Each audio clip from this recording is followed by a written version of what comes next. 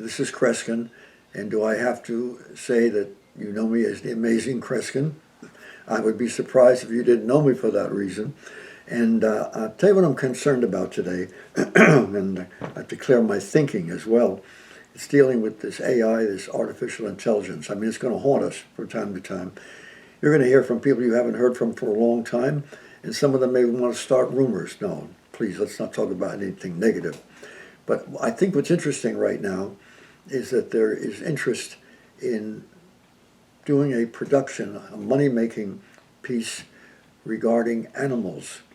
Now, what the heck would they have in mind? Are animals supposed to talk to us?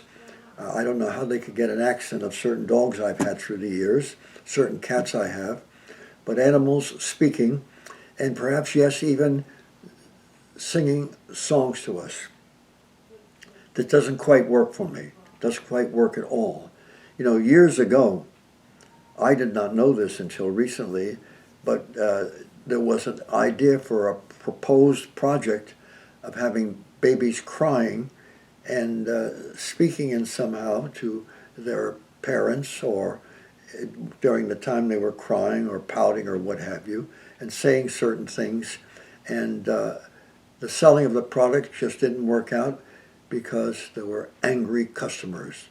They just didn't care for the idea. I have a prediction I'm going to make. Oh, and by the way, you're going to see this finally finding its way into all kinds of projects. You might want to do one. If you're not a magician, never done magic or what have you, you can fake it easily. Just put on a board 6, 8, 10, 12 squares of people you know.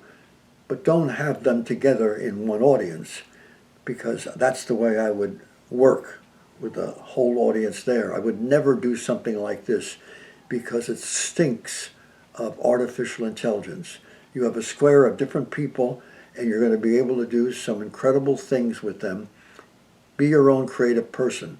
Know nothing about magic and just fake it and put a few dozen up there. And if you think about it, you can think of ways of really making it interesting, where some will suddenly disappear and then someone next to them will say, oh, I was next to them, but they vanished. On and on you could go on with this.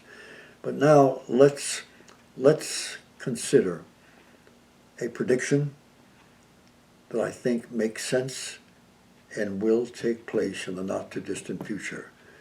You're going to be able to buy little statues, statuettes, or cards with friends of yours on them, or pictures you'll put on the wall, which you already have. But you'll attach to the statues or the cards little voice periods or projects or machinery.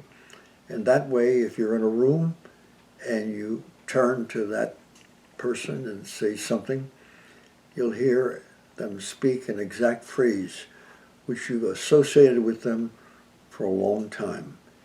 This is going to be done with famous celebrities in the past who in movies or who were historic figures in entertainment had a certain phrase or what have you.